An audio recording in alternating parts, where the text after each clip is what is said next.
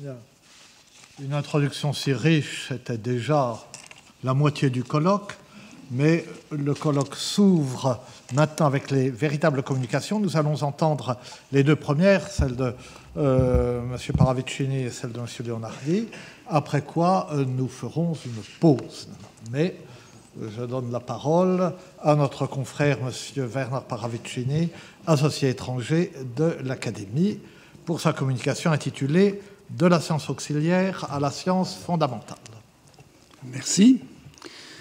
À l'intérieur de la science historique existe une hiérarchie aussi injustifiée que fermement établie.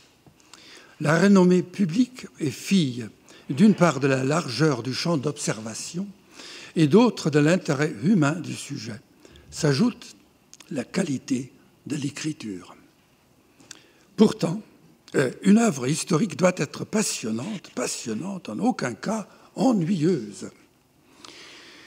Une œuvre historique, donc, pourtant la science connaît bien la notion d'élégance, mais ignore les catégories d'ennui et de popularité. Ainsi, ce n'est pas l'éditeur savant des procès-verbaux de Montaigu, qui est mondialement connu, mais Emmanuel Leroy-Ladurie, qui en a extrait un livre célèbre. Admiré n'est pas celui qui a édité les chartes de Cluny, mais Georges Duby, qui, à partir de là, a reconstruit tout un monde. Jacob Burckhardt, ce grand lecteur de sources originales, tenait lui aussi à distance les homines eruditissimi des inscriptions et des regestes. Et le grand Huizinga n'est jamais revenu au travail de l'édition du droit urbain de Haarlem de ses débuts. Mais ces grands auteurs, et avec eux le regretté Jacques Le Goff, avaient au moins un certain respect face à ce que l'on pourra appeler le travail sous terre. Car le passé n'est connu que par le patient travail des mineurs érudits. Néanmoins, un certain dédain entoure ces laboureurs des ténèbres. Le titre même d'érudit n'est plus honorable. C'est quelqu'un qui administre le savoir ancien sans en créer du nouveau. Maintenant, il faut être scientifique. De nos jours, l'ancienne humilité devant la quête éternelle du savoir n'est plus de mise. Les centres d'excellence et de compétence pullulent, sans vergogne aucune, à se donner des qualificatifs qui préjugent du jugement des autres. La course à la reconnaissance, à l'attention publique, à la visibilité ne connaît plus de pudeur. Le chercheur seul dans son étude paraît aussi démodé que le prêtre dans son confessionnal. Et le veto des sources, cher à Reinhard Koselleck, est gênant quand il s'agit de bâtir une belle hypothèse. Le dédain pour l'érudition a eu des conséquences pour l'enseignement et l'attribution des postes. Même dans les grandes universités, des chaires spécialisées disparaissent. Or, quand les étudiants n'apprennent plus le latin, la paléographie et d'autres arts, ils éviteront les époques avec lesquelles l'on ne peut communiquer qu'au prix d'un savoir-faire tôt acquis. Et ils seront encore davantage dépourvus au moment quand ils entrent dans les archives, si de tout, ils continuent à le faire. Il a fallu faire face, d'abord en changeant l'étiquette de la science auxiliaire à la science fondamentale, des Hilfswissenschaften aux Grundwissenschaften. J'avoue de développer au fur et à mesure que le temps passe une antipathie de plus en plus forte envers ces rénominations, du facteur au préposé au poste. Il ne faut pas se laisser faire et croire qu'un simple changement de dénomination change les données fondamentales. On a toujours su que le travail de l'historien demande des connaissances solides du métier, donc la maîtrise des sciences auxiliaires, au moins de certains d'entre eux, selon le sujet choisi. Car la loi de la recherche historique, comme de toute science, est la vérité. Vérité vaut mieux que rectitude, mais sans rectitude, il n'y a pas de vérité. L'histoire n'est pas l'horlogerie ou l'ébénisterie. Mais pour y réussir, il faut néanmoins connaître les tours de main longuement éprouvés. Et pour continuer à citer Marc Bloch un peu à rebours, il est bon, dit-il, à mon sens, il est indispensable que l'historien possède au moins une teinture de toutes les principales techniques de son métier, fût-ce seulement afin qu'en mesurant les difficultés, il comprenne la nécessité d'avoir recours, lorsque besoin est, à un plus compétent que lui. La liste des disciplines auxiliaires dont nous proposons l'enseignement à nos débutants est beaucoup trop courte. Bloch, que j'ai continué à citer, donne la linguistique en exemple.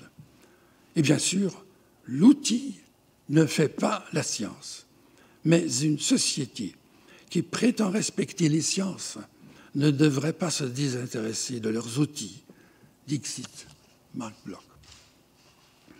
La langue, la linguistique donc, mais le canon traditionnel des sciences auxiliaires ne la comprend toujours pas.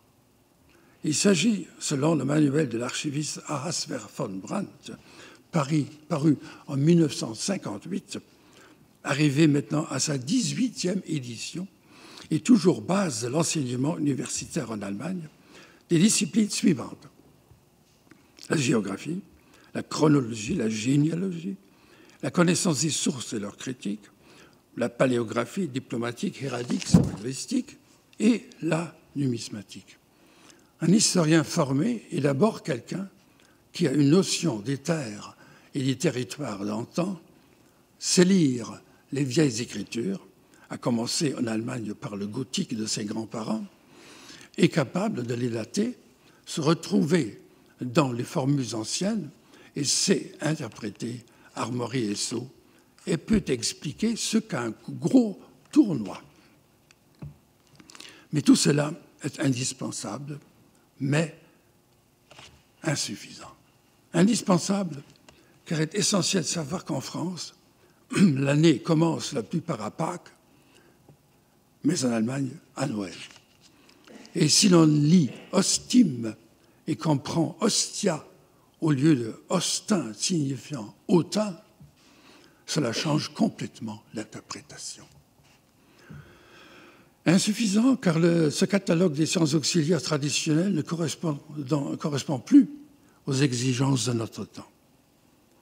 La philologie mère de l'histoire est et reste indispensable. Robert Martin nous l'expliquera. Il faut avoir une notion de la tradition des textes ou Überlieferungskunde et savoir ce que c'est que la codicologie. Leonardi nous le rappellera, je suppose. Les archives et bibliothèques, les cartulaires et chroniques ont cessé de servir que de carrières, dont chacun extrait ses matériaux, mais sont devenus des objets de recherche en soi, permettant de redessiner un monde mental, un espace perçu, un rôle construit. À notre temps, friand, même engoué de l'image, il faut plus que jamais consulter l'histoire de l'art et la nouvelle Bildwissenschaft, iconographie, iconologie ou sciences de l'image que nous présentera Jean Wirth. Enfin, l'informatique change doublement le territoire de l'historien. Par un nouveau type de sources et de produits, dont parlera Pascal Horry, puis par un nouveau outil de recherche, les banques de données, les sources numériques, présentées par Anne-Marie Turcan-Verkerk. Mais alors, plus que jamais, il faut savoir s'en servir. Ajoutera encore la science de l'édition des textes, en pleine expansion, l'archéologie, justement, les structures de la mémoire humaine et la toute récente histoire génétique, deux domaines qui veulent jeter un pont entre sciences humaines et sciences naturelles.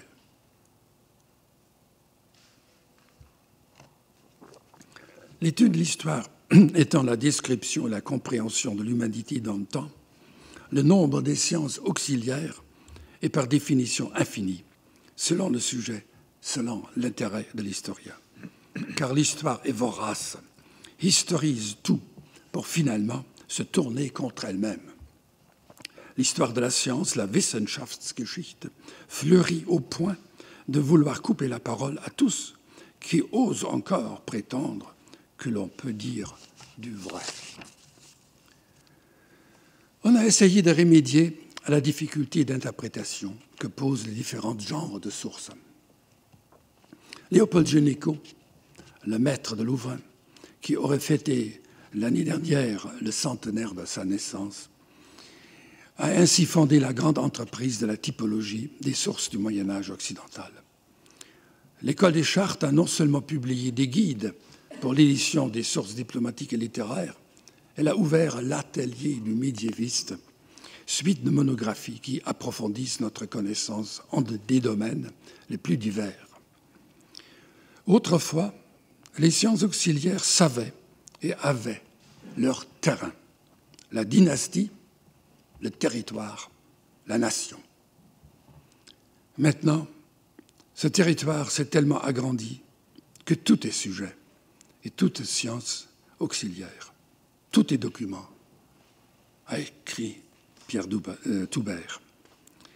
La démarche de la science est devenue beaucoup plus ouverte quant au sujet et quant aux méthodes, et en tout cas beaucoup plus compliquée, dont d'une part, une spécialisation galopante, et d'autre part, l'engouement pour les tournants, les turns, qui promettent identité et justement réduction de cette complexité qui tant effraie. Bien sûr, les sciences auxiliaires aident toujours à marteler les blocs de pierre qui serviront aux princes de l'histoire à ériger leurs bâtiments grandioses. Croit-on? Et l'on se trompe. Les générations futures posent d'autres questions, demandent donc au moins en partie d'autres sources.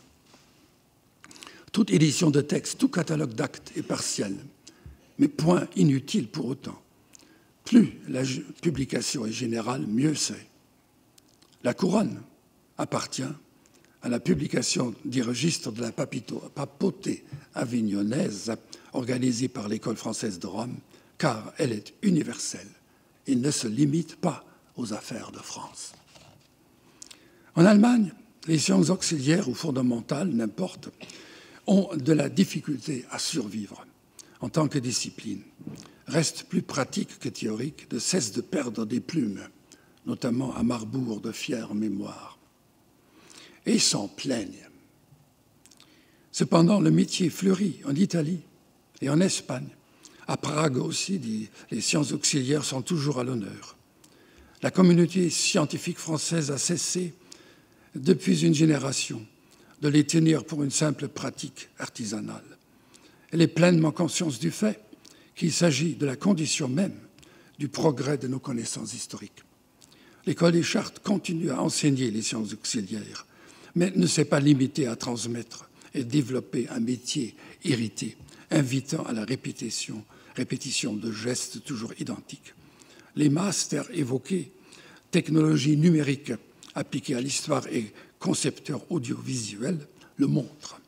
L'esprit chartiste, tant décrié, tant nécessaire, ne s'est jamais fermé à une histoire qui dépasse l'antiquarianisme.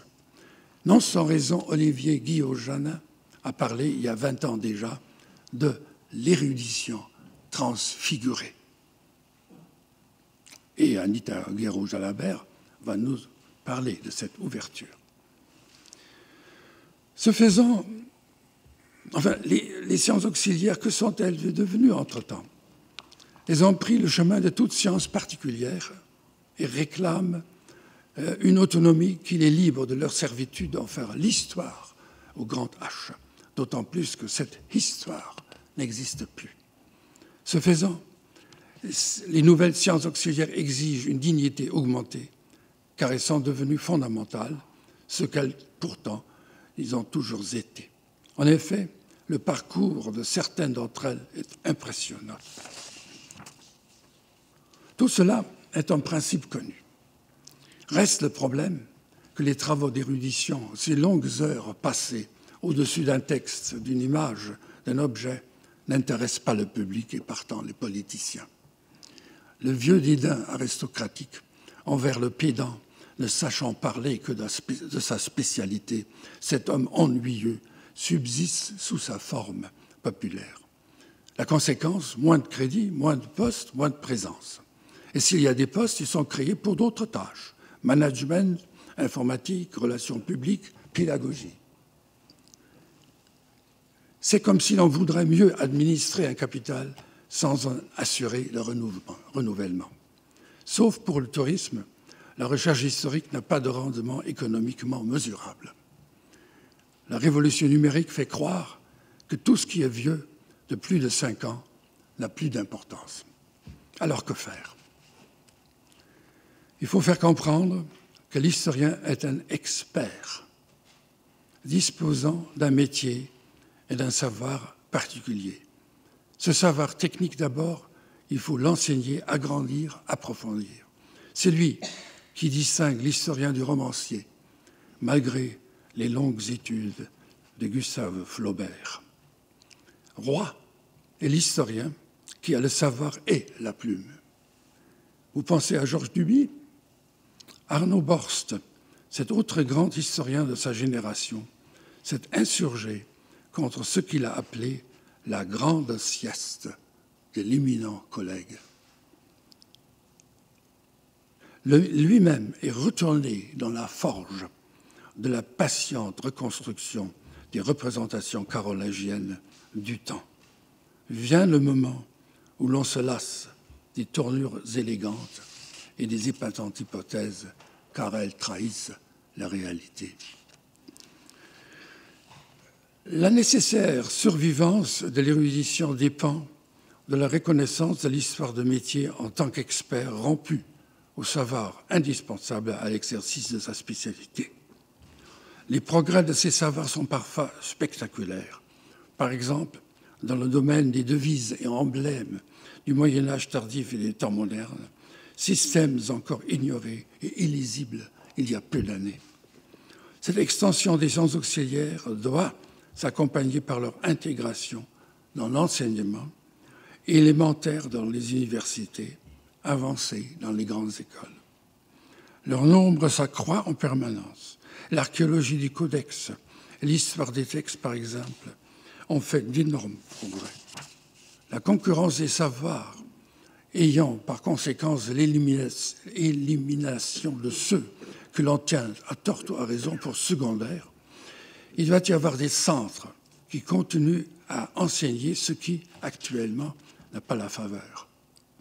L'École des Chartes, l'Institut de recherche d'histoire des textes, les archives nationales et départementales sont de tels centres. Il faut les encourager et les fortifier dans leurs efforts. Les cours d'été qui vont se multipliant remédient à la disparition de l'enseignement universitaire régulier.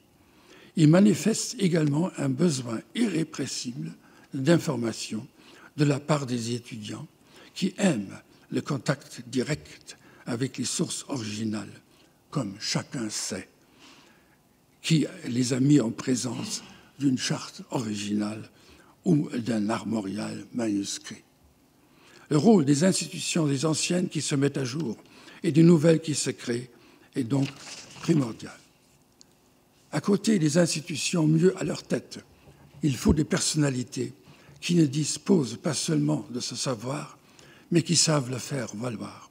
Pour ne pas parler des vivants, dont la France est si riche, je n'évoquerai que 4 noms: Robert-Henri Bouthier, Jean Favier, Horst Fuhrmann et Klaus Tschechiel Eckes, décédé trop jeune pour atteindre ces sommets, un vrai enthousiasmé et enthousiasmant de la recherche des manuscrits, qui par un savoir extrêmement technique et une curiosité sans borne faisait revivre le monde de quelqu'un baptisé pseudo-Isidore, autant que faisait Arnaud Borst de celui de Hermannus Contractus, Hermann der Lahme, ce moine si érudit de la Reichenau.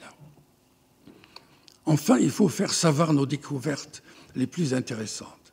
L'historien est un chasseur, un découvreur dans la terra incognita du passé, le Sherlock Holmes des sciences humaines. Le chemin parcouru est aussi intéressant que le résultat obtenu. Pour terminer, l'érudition est indispensable car elle permet à établir les faits qui sont la terre ferme de l'historien. Se muant en une science fondamentale, car étudiant en lui-même l'acte écrit et l'acte d'écrire, la construction du temps, la pratique de l'argent, ordonnancement du monde par les mesures et le langage des signes, elle peut être forte et fière de son savoir d'expert. Elle sait que toute édition scientifique dépasse en longévité et de loin n'importe quelle synthèse, sauf de très rares exceptions. Les érudits doivent défendre leur territoire contre vents et marées, car il n'y a pas de recherche historique sans base érudite. Si la science auxiliaire perd pied dans l'université, qui n'a pas pour tâche de produire que des chercheurs, il faut l'établir ailleurs. C'est ce qui est en train de se faire et c'est ce qui doit être développé, car les jeunes chercheurs ont faim de cette formation. L'École nationale des chartes répond pleinement à cette demande.